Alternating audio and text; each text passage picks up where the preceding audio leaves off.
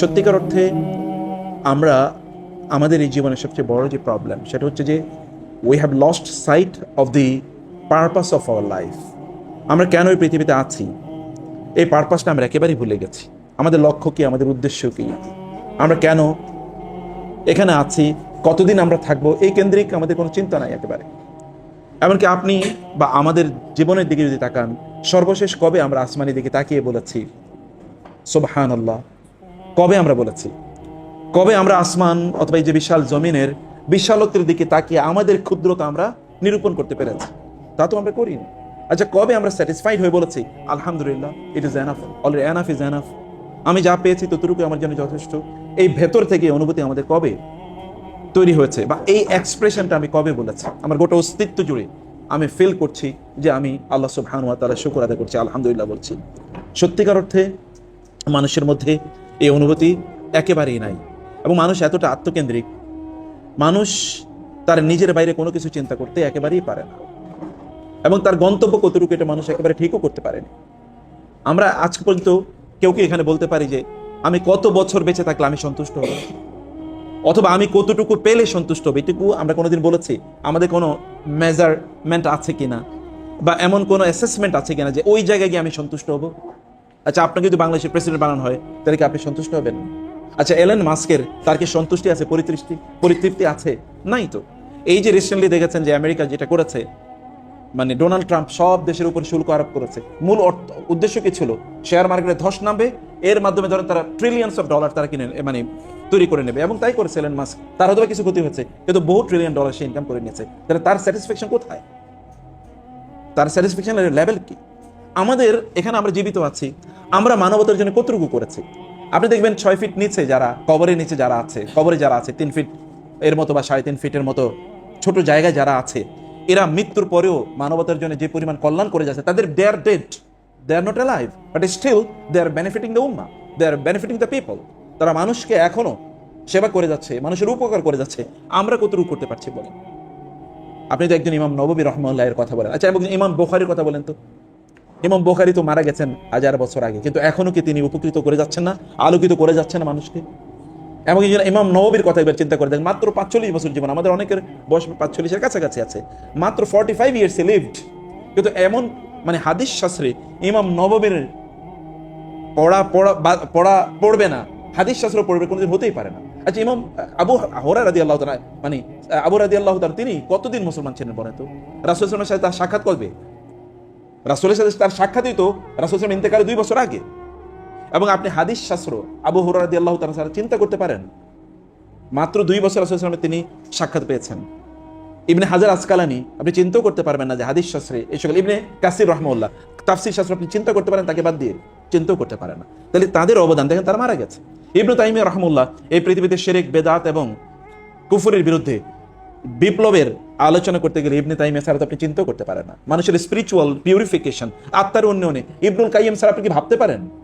চিন্তাও করা যায় না। ইমাম আবু হানিফাকে বাদ দিয়ে আপনি কি কোনোদিন চিন্তা করতে পারেন ফিকহের শাস্ত্রের কথা?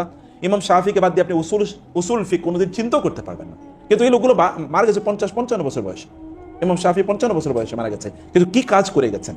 তাহলে তাদের মৃত্যুর পরেও তারা মানুষের জন্য যতটুকু কল্যাণকর, আমার যে জীবদ্দশায় কিন্তু আমরা মানুষের জন্য অতটুকু কল্যাণকর হতে পারি না। আমাদের মৌলিক প্রবলেমটা তাহলে কোথায়? আমাদের মৌলিক প্রবলেম হলো যে আমরা জীবনের উদ্দেশ্য আসলে একেবারেই বুঝিনি। বস্তুবাদ চারিদিক থেকে আমাদেরকে ঘিরে রেখেছে, কেবল বস্তুতান্ত্রিকতা। আমাদের মূল্যায়ন আমরা করি বস্তুর উপর নির্ভর করে। আপনি কেবল বস্তুর মধ্যে সুখ খোঁজেন, অথবা আপনি কেবল অর্থের মধ্যে সুখ খোঁজেন। কেউ আমরা কেবল ডিগ্রির মধ্যে সুখ খুঁজি। সাহাবায়ে কেরামের কয়টা ডিগ্রি ছিল? তারা কতটা স্কিল ডেভেলপ করেছে? সাহাবায়ে কেরামের স্কিল কয়টা ছিল? এবং তাদের টেক্সট বুক কয়টা ছিল? তারা কয়টা সাবজেক্ট পড়েছেন সাহাবায়ে কেরামদের? তাদের সাবজেক্ট একটাই ছিল, কোরআন। এবং তাদের স্কিল হয়তো একটাই ছিল, আমি জানি না তার চেয়ে কত বেশি স্কিল তাদের ছিল। এবং কত ইউনিভার্সিটি তারা পড়েছেন আমি জানি না, কতগুলো ডিগ্রি তাদের ছিল, আপনি হয়তো একটা ডিগ্রির কথা বলতে পারবেন না। কিন্তু পৃথিবীতে সবচেয়ে ইলুমিনেটিং নেশন, যাদের সবচেয়ে রিমার্কেবল নেশন, এই পৃথিবীতে শ্রেষ্ঠতম মানব জাতি যারা এই পৃথিবীর বুকে তাদের পা ফেলেছিলেন, তারা হচ্ছেন সাহাবায়ে কেরাম রাদিয়াল্লাহু তাআলা আনহুম আজমাইন। কিন্তু তাদের পড়াশোনা কই? তারা পারপাস অফ লাইফ তারা বুঝেছেন, এবং এভরি মোমেন্ট এই কারণে তাদের জন্য প্রচন্ড গুরুত্বপূর্ণ ছিল। ওমর রাদিয়াল্লাহু তাআলা তিনি রাষ্ট্র পরিচালনা করেছেন। রাতের বেলা আবার কি, দিনের বেলা তিনি মানুষকে নিয়ে ব্যস্ত থাকতেন, রাতের বেলা তিনি দাঁড়িয়ে যেতেন নামাজে। এবং তিনি বলতেন, হে আল্লাহ, আপনি কি ওমরকে ক্ষমা করে দিয়েছেন? ক্ষমা না করলে ওমরের এই জীবনের হবে কি? এবং তিনি কেঁদে বলতেন, আল্লাহ আমাকে কেন তুমি দুর্ভাগ্য ঘাস হিসেবে পাঠালেন?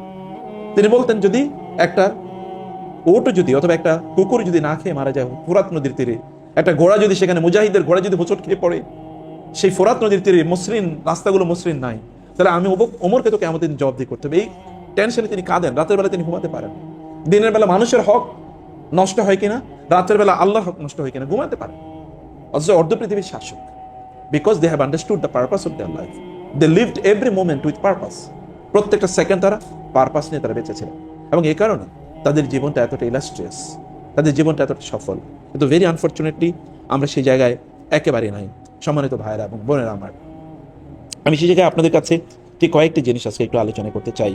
তাহলে যে what the purpose of our life, আমাদের জীবনের লক্ষ্য এবং উদ্দেশ্য কি, আমরা কেন এই পৃথিবীতে বেঁচে আছি।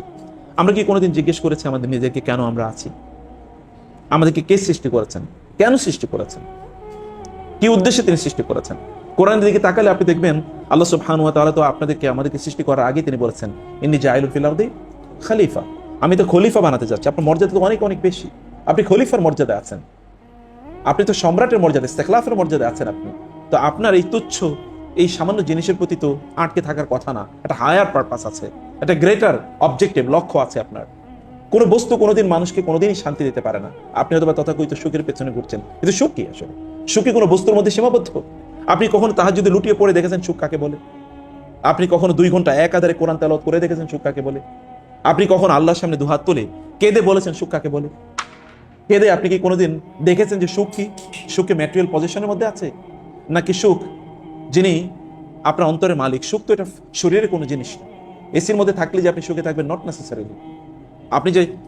আপনি যদি সিংহাসনের মধ্যে থাকেন, মোস্ট পাওয়ারফুল, প্রচন্ড ক্ষমতাধর, তারপরে যে আপনি সুখী, এটা কে বলবে? যদি তাই হতো তাহলে তো ফেরাউনই সবচেয়ে বেশি সুখী থাকতো।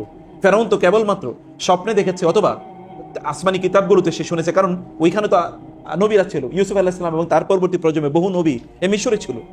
বংশ পরম্পরায় কোনোভাবে হয়তো ফেরাউন শুনেছে যে বনী ইসরায়েলের মধ্যে এমন এক ব্যক্তির আগমন ঘটবে যার কারণে ফেরাউন যে রাজতন্ত্র যেটা ছিল এটা ধসে যাবে। সেই কারণে সে বনী ইসরায়েলের ছেলেদেরকে মানে শিশুদেরকে হত্যা করা শুরু করে দিয়েছে। সে তো ওইখানেও থাকতে পারে না, সুখ কই? তা তো দিনেও ঘুম হয় না, রাতেও ঘুম হয়, দিনেও স্থিরতা নেই, রাতেও স্থিরতা নাই, কোনোভাবে সে থাকতে পারছে না। এবং আলটিমেটলি তাকে সে সমুদ্রে নিমজ্জিত হয়েছে। সে তো ভিন্ন কোর্স অফ অ্যাকশন একেবারেই গ্রহণ করে নাই। এবং এই কারণে আপনি এটা যে অর্জন করলে, যদি সম্পদের মালিক হলে অনেক কিছু হতো, তাহলে কারণই তো সবচেয়ে বেশি সুখী হতো, কিন্তু তা তো হতে পারে নাই। সম্পদ অথবা ক্ষমতা, আর যদি আপনি বলেন খুবই সুদর্শন হলে, একেবারে স্মার্ট বডি বিল্ডার, আপনি ফিজিক্যালি একেবারে নায়ক উচিত যদি আপনার চেহারা হয়, তাহলে আপনি খুবই সুখী হবেন। যদি এটাই হতো, তাহলে আবু লাহাব কি ছিল? আবু লাহাবের নামই তো আগুন সুন্দর। লাহাব মানে হচ্ছে তার চেহারা দিকে তাকালে মনে হচ্ছে আগুন ঝরে, এত সুন্দর। কিন্তু সে আবু লাহাব কি?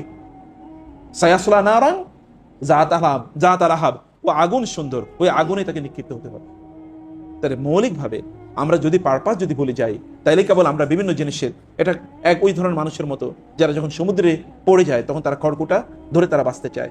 আমরাও খড়কুটার মধ্যে আমাদের সুখ খোঁজার চেষ্টা করেছি। আমরা একেবারে ভাবিনি যে মহান আল্লাহ সুবহানাহু ওয়া তাআলা এর ভালোবাসায় আমাদের সুখ আছে। আপনি কোনোদিন আপনি আরব কবিরা অসাধারণ কথাবার্তা তারা বলতেন। ইমরুল কায়েসের নাম আপনারা শুনেছেন। তিনি ইমরুল কায়েস কবিতা বলছেন যে, মানে তার কবিতায় বলছেন, আমরু আলা দিয়ারি লায়লা ওকাব্বিলু জাল জিদারি ওয়াজাল জিদার, আমি লায়লার বাড়ির পাশে দিয়ে যাচ্ছিলাম এবং তার বিল্ডিং, তার ঘরের দেয়ালগুলোকে আমি চুম্বন করছিলাম। ওয়ামা হুব্বুদ দিয়ারি শাগাফাত কলবি, এই দেয়ালের ভালোবাসা আমাকে আকৃষ্ট আসলে করে নাই, আমি পাগল হয়ে যাই নাই। ওয়ালাকিন হুব্বু মান সাকানাদ দিয়ার, বরং এই বাসায়, এই ঘরে যিনি বসবাস করতেন তার ভালোবাসা মূলত আমাকে পাগল বানিয়ে দিয়েছে। এখান থেকে আমি যদি আপনাদেরকে বলি, আল্লাহর ভালোবাসা কি আপনাকে পাগল বানিয়েছে? আল্লাহকে আপনি কতটুকু ভালোবাসতে পেরেছেন বলেন তো? আল্লাহ সুবহানাহু ওয়া তাআলা তিনি বলেছেন, যে সকল ব্যক্তিরা আমার প্রত্যাশা, রাসূল সাল্লাল্লাহু আলাইহি ওয়াসাল্লাম বলেছেন, মান আহাব্বা লিকা আল্লাহ আহাব্বাল্লাহু লিকাআহু, কেউ যদি আল্লাহর সাক্ষাৎ চায়, আল্লাহর সাক্ষাৎ সে ভালোবাসে, তাহলে আল্লাহ সুবহানাহু ওয়া তাআলা তার সাক্ষাতের অপেক্ষা থাকেন। একবার চিন্তা করে দেখেছেন, আপনার রব, যিনি আপনাকে সৃষ্টি করেছেন, সব কিছু তিনি বানিয়েছেন, তিনি আপনার জন্য সাক্ষাতের অপেক্ষা আছেন যে কখন আমার এই বান্দা আসবে, কখন ওর সাথে আমার সাক্ষাৎ হবে। তিনি ভাবছেন, ফামান কানা ইয়ারজু লিকা রাব্বিহি ফালইআমাল আমালান সালিহা, ওয়ালা ইউশরিক বিইবাদাতি রাব্বিহি আহাদা। আপনার রব আপনার সাক্ষাতের জন্য অপেক্ষা করছেন। তিনি আপনার, যখন আপনাকে তিনি দেখবেন তখন তিনি আপনাকে বলবেন, আইনাল মুতাহাব্বুনা ফিয়া, কারা আমাকে ভালোবাসতো, আমার জন্য অন্যদিকে ভালোবাসতো, তাদেরকে আপনাকে তিনি ডাকবেন এবং আপনার রবকে আপনি দেখতে পাবেন। একবার ভাবেন তো, তাকে আপনি দেখতে পাবেন, আপনি তার দেখার প্রত্যাশায় আপনি আছেন। এই সুখ, এই শান্তি একজন মানুষ যদি অনুভব না করে, তাহলে তিনি কিভাবে জান্নাতের প্রত্যাশা করেন?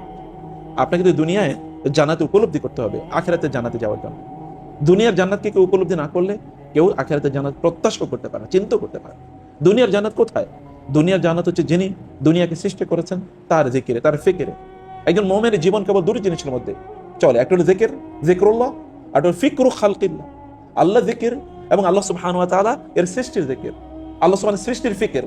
আল্লাহ সুবহানাহু ওয়া তাআলার সৃষ্টির দিকে তাকিয়ে, ইন্না জাআলনা মা আলাল আরদি জিনাতাল লাহা লিনাবলুয়াহুম আইয়ুহুম আহসানু আমালা ওয়া ইন্না লাজাইলুনা মা আলাইহা সাঈদান জুরুজা। আল্লাহ সুবহানাহু ওয়া তাআলা বলেছেন, এই পৃথিবীর আমি সব কিছু, আসমান এবং জমিন যা আছে, আমি খুবই সুন্দর করে সৃষ্টি করেছি, খুবই সুন্দর করে। কিন্তু এই সৌন্দর্যের দিকে তাকিয়ে আপনি কাকে খোঁজেন? এই সৌন্দর্যের দিকে তাকিয়ে আপনি কি স্রষ্টাই খুঁজেছেন? যিনি এত সুন্দর করে সৃষ্টি করলেন, তিনি কত সুন্দর, তিনি কত সুন্দর হতে পারেন, সেই তাকে কি আমরা এর মধ্যে খুঁজে পেয়েছি কিনা? এই কারণে আল্লাহ সুবহানাহু ওয়া তাআলা বলেছেন যে একদল লোক, তারা ইন্না ফি খালকিস সামাওয়াতি ওয়াল আরদ লা আয়াতিন লিউলিল আলবাব আল্লাযীনা ইয়াযকুরুনা আল্লাহা কিয়ামান ওয়া কুউদান ওয়া আলা জুনুবিহিম ওয়া ইয়াতাফাক্কারুনা ফি খালকিস সামাওয়াতি ওয়াল আরদি রাব্বানা মা খালাকতা হাযা বাতিলান সুবহানাকা ফাকিনা আযাবান নার। দেখেন তো আপনি আয়াতের একটা অংশে আল্লাহ তাআলা বললেন আসমান এবং জমিনের দিকে তাকায় এবং তাকিয়ে সে বলে, মা খালাকতা হাযা বাতিলা, আল্লাহ এমনি আপনি এগুলো বানান নাই। আপনি ওগুলোর ব্যাপারে বলছেন আল্লাহ এমনি আপনি ওগুলো বানান নাই, তাহলে আপনি কেমনি মনে করেন যে আপনাকে আল্লাহ তাআলা এমনি বানিয়েছেন? আপনি কিভাবে মনে করেন? ওগুলো তো আল্লাহ এমনিতে সৃষ্টি করেন নাই। সেই উপলব্ধি যখন একজন মানুষের হয় এবং তখন তিনি বলেন সুবহানাক, আল্লাহ আপনার যথাযথভাবে, সুবহানা মানে কি? What is the meaning of সুবহানা? সুবহান মানে হচ্ছে আল্লাহ সুবহানাহু ওয়া তাআলা সকল অপূর্ণাঙ্গ থেকে আল্লাহ তাআলা মুক্ত। আল্লাহ সুবহানাহু ওয়া তাআলা কোনো ডিফেকশন নাই, কোনো ডিফেক্ট নাই, কোনো ইমপারফেকশন নাই, কোনো উইকনেস নাই। আল্লাহ সুবহানাহু ওয়া তাআলা has not created anything without any purpose. এইটা যখন আপনি ওইদিকে তাকিয়ে যখন এই উপলব্ধি আপনার তৈরি হয়, তখন আপনি বলেন ফাকিনা আযাবান নার, আল্লাহ পারে নাই, আপনার যথাযথ দায়িত্ব পালন করতে পারি নাই, আপনার হক আদায় করতে পারি নাই, ফাকিনা আযাবান নার, আপনি আমাদেরকে আযাব থেকে রক্ষা করুন, আপনি আমাকে শাস্তি, জাহান্নামের শাস্তি থেকে আপনি আমাদেরকে রক্ষা করুন। এই অনুভূতি তখন আপনার মধ্যে তৈরি হয়। প্রিয় ভাইরা বোনেরা, আপনি আল্লাহ সুবহানাহু ওয়া তাআলার ইবাদত করে আল্লাহ সুবহানাহু ওয়া তাআলাকে সন্তুষ্ট করবেন, not you are in this position. আমরা আল্লাহর ইবাদত করে আল্লাহকে সন্তুষ্ট করতে পারবো না। গুনাহ মানুষ করবেই, কুল্লু বানি আদম খাত্তা, মানুষ গুনাহ করেই, কিন্তু মানুষ ওই মানুষই তারা শ্রেষ্ঠ যারা গুনার পরে আল্লাহর কাছে কি করে? তওবা করে। তওবা তো আপনার জন্য একটা এক ধরনের ডিটারজেন্ট, এটা ইস্তেগফার একটা ডিটারজেন্ট, এটা আপনার সকল গুনাহগুলো মুছে আপনাকে পাক সাফ পবিত্র করে দেয়। আপনি কত গুনাহ করবেন? রাসূল সাল্লাল্লাহু আলাইহি ওয়াসাল্লাম কি বলেন নাই, আল্লাহ তাআলা বলেছেন, হে বানি আদম, তুমি যদি গুনাহ করতে করতে আসমান জমিন সব ভর্তি করে দাও এবং অতঃপর তুমি আমার কাছে তওবা করে ইস্তেগফার করো, তাহলে আসমান এবং জমিন ভর্তি দিয়ে মাগফিরাত দিয়ে ক্ষমা দিয়ে আমি তোমার সকল গুনাহ ক্ষমা করে দেব। আপনার রব তো এরকম বলেছেন। হয়তো আপনি ইস্তেগফার করে আপনার রবের কাছে আপনার যে ইমপারফেকশন আছে, আমাদের যে দুর্বলতা আছে, আমাদের যে গুনাহ আছে, আমরা যে তার লক্ষ্য অনুসারে জীবন যাপন করতে পারি না, এটা কিন্তু আমরা তার কাছে ক্ষমা চেয়ে আল্লাহ সুবহানাহু ওয়া তাআলার প্রিয় ভাজন আমরা হতে পারি। আল্লাহর জিকিরের মাধ্যমে আল্লাহর পক্ষ থেকে আপনার যে তমানিনা, প্রশান্তি, এটি কিন্তু আপনি অর্জন করতে পারেন। আপনার পিতা ইব্রাহিম আলাইহিস সালাতু ওয়াস সালাম, তিনি আল্লাহ সুবহানাহু ওয়া তাআলা বলেছিলেন যে আল্লাহ আরিনি কাইফা তুহিল মাউত, আপনি আমাকে দেখান কিভাবে আপনি মৃতকে পুনর্জীবিত করবেন। ইব্রাহিম ইসলামকে আল্লাহ কি বলেন নাই, তুমি কি আওয়ালাম তুমিন, তুমি কি ঈমান আনো নাই, তুমি কি বিশ্বাস করো নাই? তিনি বলেছে ক্বালা বালা ওয়ালাকিন লিয়াতমাইন্না কলবি, আল্লাহ আমার অন্তর আমি আরো প্রশান্ত করতে চাই, আমার অন্তরে আরো শান্তি আসুক, আপনার জিকিরে আমার আরো অন্তরে শান্তি আসুক। ইব্রাহিম আলাইহিস সালাম, যিনি আল্লাহ সুবহানাহু ওয়া তাআলাকে খুঁজে পাওয়ার শ্রেষ্ঠতম পদ্ধতি তিনি আমাদেরকে দেখিয়ে দিয়েছেন, এবং এই কারণে আল্লাহ তাআলা তিনি তাকে আল্লাহ তাআলা ইব্রাহিম আলাইহিস সালামকে আমাদের পিতা বানিয়ে দিয়েছেন, মুসলিম উম্মার পিতা। হুয়া সাম্মাকুমুল মুসলিমিন, তিনি তোমাদের নাম রেখেছেন মুসলিম। এবং মিল্লাত আবিকুম ইব্রাহিম, তোমাদের বাবা ইব্রাহিম, তার জীবন আদর্শ হলো এইটা, এই জীবন আদর্শে তোমাদের চলা দরকার। ইব্রাহিম আলাইহিস সালাতু ওয়াস সালাম তিনি আত্মার স্যাটিসফ্যাকশন খুঁজেছেন। ইয়া আইয়াতুহান নাফসুল মুতমাইন্নাহ ইরজিই ইলা রাব্বিকি রাদিয়াতাম মারদিয়া ফাদখুলি ফি ইবাদি ওয়াদখুলি জান্নাতি। আপনি আল্লাহ সুবহানাহু ওয়া তাআলা কখন আপনাকে বলবে, হে প্রশান্ত আত্মা, তুমি আমার দিকে এগিয়ে আসো, ইরজিই ইলা রাব্বিকি রাদিয়া, তোমার রবের কাছে তুমি আসো, রাদিয়াতাম মারদিয়া, তুমি তোমার রবের প্রতি সন্তুষ্ট, তোমার রব তোমার প্রতি সন্তুষ্ট। আপনার রবের প্রতি আপনার সন্তুষ্টিকে আপনি প্রকাশ করতে পেরেছেন? যখন এক ব্যক্তি বাইতুল্লাহ চারপাশে তাওয়াফ করছিলেন এবং তিনি বলছেন, আল্লাহ হাল রাদিতা আননি, হে আল্লাহ আপনি কি আমার ব্যাপারে সন্তুষ্ট? তখন ওমর রাদিয়াল্লাহু তাআলা বললেন, হে লোক এদিকে আসো, তুমি যে বলছো আল্লাহ তোমার ব্যাপারে সন্তুষ্ট কিনা, তুমি কি আল্লাহর ব্যাপারে সন্তুষ্ট? তুমি কি আল্লাহর ব্যাপারে সন্তুষ্ট? বলে যে আমি তো বুঝিনি আমি আল্লাহর ব্যাপারে সন্তুষ্ট কিনা। বলে তোমাকে আল্লাহ যে অবস্থায় রেখেছেন, যেভাবে রেখেছেন, তুমি কি বলছো আলহামদুলিল্লাহ আলা কুল্লি হাল, আমি সকল অবস্থায় আল্লাহর প্রতি সন্তুষ্ট? তুমি কি এটি কখন উপলব্ধি করেছো? তুমি আল্লাহর ব্যাপারে সন্তুষ্ট আগে হও, অতঃপর আল্লাহ তাআলা তোমার ব্যাপারে সন্তুষ্ট হবে। প্রিয় ভাইরা, আল্লাহ সুবহানাহু ওয়া তাআলাকে আপনার অন্তরে ধারণ করা দরকার। আল্লাহ সুবহানাহু ওয়া তাআলা তিনি আপনার অন্তরের দিকে তাকান, তিনি আপনার কাজের দিকে তাকান না। আপনার ইবাদতের মাত্রা কত বেশি এটার দিকে আল্লাহ তাআলা তাকান না। সাহাবায়ে কেরামদের ইবাদত, আমরা তো রাসূলের ইবাদতগুলি করি, তিনি আমাদের চেয়ে বেশি ইবাদত করেছেন বটে, কিন্তু তার ইবাদত এবং আমাদের ইবাদতের মধ্যে মৌলিক পার্থক্য তো কোয়ালিটিগত। সাহাবায়ে কেরাম ইবাদতের মধ্যে আমাদের ইবাদতের মৌলিক পার্থক্য তো কোয়ালিটিগত। তারা নামাজে দাঁড়ালে তাদের শরীর যদি তীর বিদ্ধ হতো, এগুলো খোলা হতো, তারপরে তারা উপলব্ধি করতে পারতেন না। আর আমরা 2 রাকাত নামাজের প্রথম রাকাতে কি পড়ি, সেটাই দ্বিতীয় রাকাতে আমাদের মনে থাকে না। আপনি সুখ পাবেন কোত্থেকে, প্রশান্তি পাবেন কোত্থেকে? মানে আমাদের মৌলিক সমস্যা হলো যে আমরা তো পারপাস বুঝি না, কেন আছি, কি উদ্দেশ্যে আছি। আপনি যখন ঘর থেকে নামেন তখন আপনি কি উদ্দেশ্যে নেমেছেন বলেন? আপনি যদি ওই উদ্দেশ্যে, আপনি যখন নামাজ যান, মসজিদে যান, তখন যদি আপনার এই অবস্থা থাকে যে আমি আমার রবকে স্মরণ করতে যাচ্ছি, কেন 5 ওয়াক্ত নামাজ তিনি আমাদের জন্য ফরজ করেছেন? কেন আপনার রাসূল এই কথা কি বলেন নাই? ওয়াজুইলাত কুররাতু আইনি ফিস সালাহ, আমার অন্তরের শান্তি, আমার চোখের প্রশান্তি নামাজের মধ্যে আছে। তার মনটা যখন খারাপ হয়ে যেত, তখন তিনি কি বেলালকে বলতেন না যে বেলাল তুমি নামাজের ব্যবস্থা করো, আরিহনা বিহা আকিমিস সালাত আরিহনা বিহা, না বেলাল তুমি নামাজের ব্যবস্থা করো, আমার অন্তরটা একটু শান্ত করা দরকার। আল্লাহ কি তার রাসূলকে বলেন নাই যে আপনি জানেন ওয়ালাকাদ ইয়ালামু ওয়ালাকাদ না'লামু আন্নাকা ইয়াদিকু সাদরুকা বিমা ইয়াকুলুন ফাসাব্বিহ বিসমি রাব্বিকা ওয়া কুম মিনাস সাজিদিন ওয়াবুদ রাব্বাকা হাত্তা ইয়াতিয়াকাল ইয়াকিন। আমি জানি ওদের কথা আপনার মনটা খুব খারাপ করে দেয়, ওদের কথা আপনার অন্তরকে খারাপ করে দিয়েছে, আপনার মনটা খারাপ করে দিয়েছে। এই কারণে আপনি নামাজে দাঁড়িয়ে যান, আপনি আমার তাসবিহ পড়ুন, এবং এর কারণে আপনার অন্তর ভালো হয়ে যাবে। রাসূলুল্লাহ সাল্লাল্লাহু আলাইহি ওয়াসাল্লামের জন্য আমুল হুজুন, যেটি তার জন্য দুঃখের বছর, ইয়ার অফ স্যাডনেস, সেই ইয়ার অফ স্যাডনেসে আল্লাহ তাআলা তাকে তার সাক্ষাতে নিয়ে গিয়েছেন। গিফট দিয়েছেন কি? গিফট দিয়েছেন কি? সালাত। তার মানে সালাতের মধ্যে প্রশান্তি আছে, আপনি কষ্ট দুঃখ সব ভুলে যাবেন নামাজের জন্য। 5 বার আপনার রব তিনি আপনাকে ডেকে নেন তার সাক্ষাতে, আপনি তার স্মরণ করলে আপনার সকল কষ্ট দূর হয়ে যায়। আপনি 5 বার পৃথিবীর কোন প্রেসিডেন্টের কাছে যদি যাওয়ার সুযোগ পান, তাহলে আপনি চিন্তা করে দেখেন তো কি হতে পারে। পৃথিবীর কোন প্রেসিডেন্টের কাছে 5 বার আপনার অ্যাক্সেস আছে, কার অ্যাক্সেস আছে এরকম? আর আপনার প্রতিদিন তার সামনে দাঁড়ানোর অ্যাক্সেস আছে, এবং সেখানে আপনি যা বলেন তা তিনি মনোযোগ দিয়ে শুনেন। আল্লাহ রাসূল বলেছেন ইযা কামা আহাদুকুম ইলাস সালাতি ফাইন্নাহু ইউনাজি রাব্বাহু আকরাবু মা ইয়াকুনুল আবদু মিনার রাব্বি ওয়া হুয়া সাজিদুন ফায়াকসিরু ফিহি দুআ। যখন কোন বান্দা নামাজে দাঁড়ায়, তখন সে আল্লাহর সাথে কথা বলে। আপনি যখন বলেন, রাসূল সাল্লাল্লাহু আলাইহি ওয়াসাল্লাম বলেছেন, আল্লাহ তাআলা বলেন কাসামতু সালাতা বাইনি ওয়া বাইনা আবদি নিসফাইনি ওয়া লি আবদি মা সাআলা। আমার বান্দা যখন নামাজে দাঁড়ায়, তখন আমি ওই নামাজকে তার মাঝে এবং আমার মাঝে অর্ধেক অর্ধেক ভাগ করে নেই, অর্ধেক ওর জন্য, বাকি অর্ধেক আমার জন্য। যখন আমার বান্দা বলে আলহামদুলিল্লাহি রাব্বিল আলামিন, তখন আমি বলি আমার বান্দা আমার প্রশংসা করেছে। যখন বলে আর রহমানির রহিম মালিকি ইয়াউমিদ্দিন, তখন আমি বলি আমার বান্দা আমার বন্দেগী করেছে, আমার স্তুতি জ্ঞাপন করেছে। যখন আমার বান্দা বলে ইয়্যাকা না'বুদু ওয়া ইয়্যাকা নাস্তাইন, তখন আমি বলি প্রথম অংশ আমার জন্য, দ্বিতীয় অংশ আমার বান্দার জন্য। এরপর থেকে যখন সে বলতে থাকে ইহদিনাস সিরাতাল মুস্তাকিম একবার ওয়ালাদ-দাল্লিন পর্যন্ত, তখন আমি বলি আমার বান্দা যা চায় আমি তাকে তাই দিয়ে দিলাম। এর তিনি বলেন না 5 ওয়াক্ত নামাজ তো আপনার জন্য, আপনার রবের দরবারে হাজিরা দেয়ারই কেবল না, আপনার রবের দরবারে আপনার সবকিছু পাওয়ার এবং চাওয়ার সে অবস্থা। আপনি মনে করেন আপনার রাসূল সাল্লাল্লাহু আলাইহি ওয়াসাল্লাম তিনি গরিব ছিলেন? নো, তার সম্পদের প্রাচুর্য ছিল, কিন্তু এই সম্পদ তিনি কি করেছেন কি? রাসূল সাল্লাল্লাহু আলাইহি ওয়াসাল্লাম সম্পদ, আমাদের জীবনটা এতটা আত্মকেন্দ্রিক, আমরা কেবল সম্পদ উপার্জন করি আমার নিজের জন্য, আমার পরিবারের জন্য, অথবা আমার ছেলে মেয়েদের জন্য। এর বাইরে কোনো কিছু নাই, এর বাইরে কোনো চিন্তা নাই। আপনি ডিগ্রি অর্জন করেন কেবল, তাহলে আপনার ইনকাম হবে অনেক বেশি, তাহলে আপনার পরিবার পরিজনকে আপনি সার্ভ করতে পারবেন, আপনার তখন স্যালারি বাড়বে, আপনার তখন ইনক্রিমেন্ট বাড়বে। বাট হোয়াট অ্যাবাউট ইউর মানে serving your creator and serving the creation of your creator? আপনার স্রষ্টাকে আপনি সেবা করবেন, স্রষ্টার সৃষ্টিকে আপনি সেবা করবেন, সেই বিষয় কই? সে মানসিকতা কোথায়? আপনি মানুষকে এমনিতে কোনো মানুষকে ডাক দিয়ে তার সেবা করে দেখেছেন যে সেখানে অন্তরের স্যাটিসফ্যাকশন, যা প্লেজার কেমন আসে? এটা কেবল আল্লাহর জন্য করেছেন, এটা করেই দেখুন না, এটা করেই দেখুন যে আপনার তখন পরিতৃপ্তিটার লেভেল থাকে, আপনি তখন পারপাসফুল লাইফ লিড করছেন। রাসূল ইসলাম বলেছেন, কোন যে ব্যক্তি সকালবেলা যখন ঘুম থেকে উঠে এবং তার আখিরাত কেন্দ্রিক যে তার আজকের জীবনটা সাজায়, আজকে আমি যা করব সব কাজ আখিরাত কেন্দ্রিক করব, যদি এটা এই ব্যক্তি করে, তাহলে আল্লাহ সুবহানাহু ওয়া তাআলা এই গোটা দুনিয়া ওই ব্যক্তির পেছনে ঘুরিয়ে দেন, গোটা দুনিয়া এবং ওই ব্যক্তির পেছনে ঘুরতে থাকে। রাসূল সাল্লাল্লাহু আলাইহি ওয়াসাল্লামের পেছনে কি ফেরেশতা এসে, আসমানে ফেরেশতা মানে পাহাড়ে ফেরেশতা এসে বলে নাই, জিবরিল এসে কি বলে নাই ইয়া রাসূলুল্লাহ আল্লাহ পাঠিয়েছেন আপনি আমাকে অনুমতি দিতে এই উহুদ পাহাড়কে আপনার জন্য স্বর্ণ বানিয়ে দেওয়ার জন্য? অথবা পাহাড়ের ফেরেশতাকে এসে বলেন নাই আল্লাহ পাঠিয়েছেন খাদো আল্লাহ পাঠিয়েছেন ইয়া রাসূলুল্লাহ আপনি কেবল অনুমতি দেন এই 2 পাহাড়কে এই জনপদের মানুষের উপর ছুঁড়ে মারি এবং তাদেরকে আল্লাহ তাআলা ধ্বংস করে দেবেন? রাসূলের কাছে কি অনুমতি নিয়ে আসেনি? পৃথিবীর চেয়ে পাওয়ার আর কি আছে? যুদ্ধের ময়দানে তার জন্য ফেরেশতা আসেন না? 5000 ফেরেশতা এসেছেন, 3000 ফেরেশতা এসেছেন, ওয়া জুনুদান লাম তারাহা। আপনি দেখেন খন্দকের যুদ্ধে আল্লাহ পাঠিয়েছেন কি? আল্লাহ তো পাঠিয়েছেন কেবলমাত্র রিহ, বাতাস। বাতাস দিয়ে আল্লাহ সুবহানাহু ওয়া তাআলা নাস্তানাবুদ করে দিয়েছেন তাদেরকে, কারণ তাদের পারপাস ছিল আল্লাহ সুবহানাহু ওয়া তাআলার, লক্ষ্য ছিল আল্লাহর।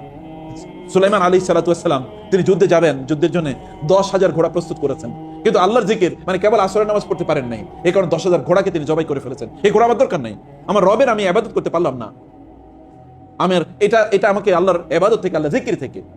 কোরআনের সূরাতুস সাদ আছে যে আমার রবে আন যিকরি রব্বি হাত্তা তাওয়ারাত বিল হিজাব, এটা আমাকে আমার রবের জিকির থেকে একটু কিছুক্ষণের জন্য বিরত রেখেছে। এরপরে তিনি এগুলোকে জবাই করে ফেললেন। আল্লাহ তাআলা বললেন, সুলাইমান তুমি যেহেতু ঘোড়াকে আমার পথে জিহাদ করবে, আমার দ্বীনকে প্রতিষ্ঠা করবে, এই জন্য তুমি ঘোড়ার ব্যবহার করতে চেয়েছিলে, কিন্তু ঘোড়া তোমাকে কিছুক্ষণের জন্য আমার স্মরণ থেকে বিরত রেখেছিল, এই কারণে তুমি ঘোড়াকে জবাই করে দিয়েছো। এখন আর ঘোড়া দিয়ে তোমার যুদ্ধ করা লাগবে না, এখন তুমি যুদ্ধ করার জন্য বাতাস ব্যবহার করতে পারো, এখন তুমি যুদ্ধ করার জন্য যুদ্ধ করার জন্য এখন জিনকে ব্যবহার করতে পারো, তোমাকে সকল প্রপার্টি ওউতিতু মিন কুল্লি শাই। তিনি বলেছেন যে আমাকে আল্লাহ সুবহানাহু ওয়া তাআলা সবকিছু দিয়েছেন, সব ক্ষমতা আল্লাহ সুবহানাহু ওয়া তাআলা তাকে প্রদান করেছেন। সম্মানিত ভাইরা, আপনি যখন ঘর থেকে সকালবেলা বের হন, তখন আপনি কেন বের হচ্ছেন? আপনি তো নেটওয়ার্কে আসেন, কেন আসছেন? আপনি আপনার লক্ষ্য উদ্দেশ্য কি? কেবল কটা ইনকাম করা? ইনকাম করার জন্য কি এরকম জায়গায় আসা লাগে? ইনকাম করার জন্য কি এয়ার কন্ডিশনার রুমে থাকা লাগে? ইনকাম করার কি এত দূরে আসা লাগে? না, আসা লাগে না। আপনাকে নিশ্চয়ই এগুলো প্রত্যেকটার পেছনে একটা নির্দিষ্ট বড় একটা লক্ষ্য আছে। আল্লাহ আপনাকে পাঠিয়েছেন বিশাল একটা বড় দায়িত্ব, যেটা ইস্তিখলাফ, লাখলিফান্নাহুম ফিল আরদি কামা ইস্তাখলাফাল্লাযিনা মিন ক্বাবলিকুম। আল্লাহ সুবহানাহু ওয়া তাআলা আপনাদেরকে এই জমিনে দায়িত্ব দিয়েছেন। আমরা কেবলমাত্র খাই, দাই এবং ঘুমাই, আমাদের জীবনটা যেন এমন না হয়ে যায়। তাহলে আমাদের জীবনের সাথে প্রাণীর জীবনের পার্থক্য কি বলেন? এই যে পশু পাখির জীবনের মধ্যে জঙ্গলে যে প্রাণীগুলো বসবাস করে, বা গরু ছাগল যদি আমি আরো ল্যাঙ্গুয়েজে বলি, এদের মধ্যে পার্থক্য, ওরা তো খায়, দায় এবং ঘুমায়, এবং আমাদেরকে কেবল খাওয়া দাওয়া এবং ঘুমানো, এটুকু কেবল আমাদের কাজ। ওদের একটা স্কিল আছে, সেই স্কিলটা হয়তো হিউম্যান স্কিল না বটে, তো তার জন্য তো স্কিল আছে। তাহলে আমার এবং তার মধ্যে পার্থক্য কি? আমার তো একটা গ্রেটার পারপাস আছে আমার জীবনে, ওর কোনো পারপাস নাই, ওর কোনো জবাবদিহিতা নেই। কারণে পারপাস যেহেতু নাই, জবাবদিহিত নাই। আপনার পারপাস আছে, এবং for every action and reaction আপনাকে অবশ্যই জবাবদিহিতা আসতে হবে। ফামান ইয়ামাল মিসকালা যাররাতিন খায়রান ইয়ারা ওয়া মান ইয়ামাল মিসকালা যাররাতিন শাররান ইয়ারা। প্রত্যেকটি মুহূর্তে আপনি আল্লাহ সুবহানাহু ওয়া তাআলা কেন আপনাকে সৃষ্টি করেছেন, এবং আপনি যে কাজটি করছেন সেই কাজটি আপনি কেন করছেন, এই জিনিসটি আপনার নিজকে আপনি জিজ্ঞাসা করা দরকার। এটা যদি আপনি জিজ্ঞেস করতে পারেন, তাহলে আপনি দেখবেন আপনি কেন খাচ্ছেন। ওমর রাদিয়াল্লাহু আনহু বলতেন যে যখন তিনি খেতেন তখন তিনি বলতেন, লিমা আকালতা ইয়া ওমর, আমর তুমি কেন খাচ্ছ, তুমি খাচ্ছ কেন? এই কারণে তিনি খাবারের ব্যাপারে তিনি জিজ্ঞেস করতেন, এবং এই কারণে তিনি একবার তার ছেলেকে আব্দুল্লাহ ইবনে ওমরকে তিনি দেখলেন, আব্দুল্লাহ ইবনে ওমর যাচ্ছেন, কোথায় যাচ্ছ? বাজারে যাচ্ছে। কি কারণে? মাংস কেনার জন্য। কেন? বলে খাবো, একটু মনে চাইছে। তার মানে কি, তোমাদের যখন মনে চায়, যাই মনে চায় তাই করো, তোমার যা মনে চায় তা করো। এটা কি আল্লাহ চান নাকি চান না, এটা কি জিজ্ঞেস করোনি? ওমর রাদিয়াল্লাহু বাজারে গিয়ে দেখলেন সবচেয়ে নাদুস একটা কি উট বাজারে বিক্রি হচ্ছে। বলে উটটা কার? বলে আব্দুল্লাহ। কোন আব্দুল্লাহ? আপনার ছেলে আব্দুল্লাহ ইবনে ওমরের, আমিরুল মুমিনের ছেলে। লোকেরা বলছে এটা আমিরুল মুমিনের ছেলে। আব্দুল্লাহকে ডাকো। আব্দুল্লাহ, এই ওটা তো তাজা কেন? সবার চেয়ে বেশি তাজা এটা। বলে বাবা, এটা তো আমার উট, আমি এটা খুব যত্ন করি। তুমি এটা কবে কিনেছো?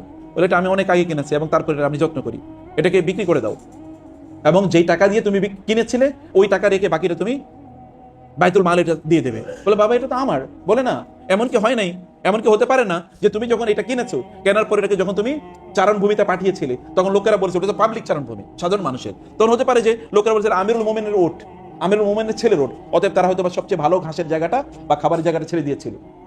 এরকম কি এটা হতে পারে না?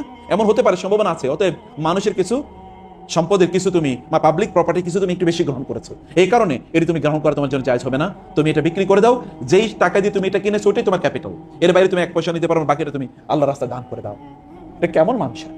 এটা জানতে যে তাদের পারপাস কি, এদের পারপাস কি। এখন আপনি এবং আমি মনে করি যে আমি যেহেতু অনেক বেশি জ্ঞান অর্জন করেছি, অনেক বেশি ডিগ্রি অর্জন করেছি, আমার স্যালারি বেশি হতে পারে, হতেই হবে, আমার গাড়িটা একটু বড় হবে, আমার বাসাটা একটু বড় হবে, অন্যদের কম থাকবো, তার প্রতি আমার কোনো কনসার্ন নাই, তার কোনো আমার টেনশন নেই। আপনার অনেক টাকা আছে, আপনার আত্মীয়স্বজনের তাদের না খেয়ে তারা থাকছে, আপনি কি জীবন যাপন করছেন? এটা কি ওই রকম অ্যানিমালের মতো জীবন যাপন না? সাহাবায়ে কেরাম রাদিয়াল্লাহু তাআলা আনহুম তারা বলতেন, আমাদের সম্পদে অন্য মুসলমান ভাইদের অধিকার আমাদের চেয়ে কম, এটা আমরা কোনোদিন ভাবতাম না। আমাদের সম্পদে অন্য মুসলমানদের ভাইদের অধিকার আমাদের চেয়ে কম, এটা কোনোদিন ভাবতাম না। আল্লাহ সুবহানাহু বলেছেন, ওয়ায়ুসিরুনা আলা আনফুসিহিম ওয়ালাউ কানা বিহিম খাসাসা। খাসাসা মানে কি? খাসাসা মানে হচ্ছে এমন ক্ষুধা যে ক্ষুধার কারণে তিনি দাঁড়িয়ে থাকতে পারেন না। এইরকম ক্ষুধা সত্ত্বেও তারা তাদের খাবারে অন্যদেরকে প্রাধান্য দিতেন, এবং তাই কি ঘটে নাই? আপনি জানেন, রাসূল সাল্লাল্লাহু আলাইহি ওয়াসাল্লামের কাছে মেহমান আসলো, রাসূল বললেন আমার এই মেহমান কে নেবে? একজন সাহাবী নিয়ে গেলেন, তার স্ত্রীকে বললেন যে রাসূলের মেহমান নিয়ে এসেছি, খাবার আছে? বলে খাবার নাই, অল্প একটু আছে আপনার জন্য। ঠিক আছে, এটা মেহমানদেরকে দিয়ে দাও, আমার বাচ্চাদেরকে ঘুম পাড়িয়ে দাও, বাচ্চারা কি খাবে ওদেরকে ঘুম পাড়িয়ে দাও, মেহমানকে খাবার দাও, এবং তুমি মেহমানকে যখন খাবার দেবে তখন আলোটা নিভিয়ে দেবে, পাতিলগুলো কাছে নিয়ে আসবে, পাতিলগুলো টুংটাং করে আওয়াজ করো, যেন মেহমান বুঝে যে আমরা খাচ্ছি, তাহলে মেহমান পরিতৃপ্ত করে খাবে। তারা না খেয়ে ঘুমিয়ে পড়লেন, এই পুরো পরিবার। সকাল রাসূলুল্লাহ বললেন ফজর নামাজের পর, ওই অমুক করি, তুমি এবং তোমার স্ত্রীর গতকালের আচরণ দেখে তো আল্লাহ হেসে দিয়েছে, আল্লাহ হেসে দিয়েছে তোমাদের আচরণ। আল্লাহ সুবহানাহু ওয়া তাআলা তাদের ব্যাপারে বলবেন না রাদিয়াল্লাহু আনহুম ওয়া রাদু আন? তাদের ব্যাপারে না বলে কার ব্যাপারে বলবেন? রুহামাউ বাইনাহুম, তাদের নিজেদের মধ্যে তারা কি পরস্পরের প্রতি রহম ছিল। সীমাউহুম ফি উজুহিহিম মিন আসারি সুজুদ, দিনের বেলা খাবার নাই,